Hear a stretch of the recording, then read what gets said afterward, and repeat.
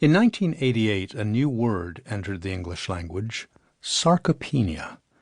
It identifies the tendency of our muscles to get smaller and weaker as we age. This is neither an obscure nor an irrelevant condition.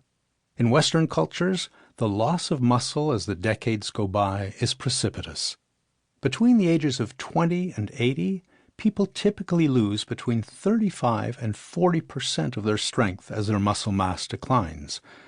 When someone is described as elderly, it's that decline that comes to mind. We think of them as frail, unsteady on their feet. Elderly tells us they sit a lot because it's difficult to get up and move, or they have difficulty opening a heavy door or crossing the street. In short, when we think of someone getting old, we think of them becoming weak. A loss of strength affects much more than our ability to run or move furniture around, though. For instance, it affects our ability to breathe. The difference between a sprinter able to move huge volumes of air through her body when needed and the shortness of breath we associate with aging is largely due to a difference in muscle strength. The difference between a young person comfortable in shorts and a t-shirt in temperatures that would send an elderly person reaching for a down coat is largely due to a difference in muscle mass. Our ability to synthesize energy, to remain slim, to resist disease, to stand upright, all are affected by the strength of our muscles. Sarcopenia was coined in the 1980s by Erwin Rosenberg, a Harvard-educated medical doctor who was part of a loose collaboration of researchers keenly interested in this process we call aging. It was a relatively new field in those days. Modern gerontology was kick-started by a landmark study 2 decades in the making and published in 1967. Its release, as Rosenberg noted, shocked the scientific world. It laid out the facts of what happens as we age in vivid statistical detail. Declines in lung function, heart function, mental function, kidney function, not to mention a declining ability to climb stairs, get up from a chair, even walk.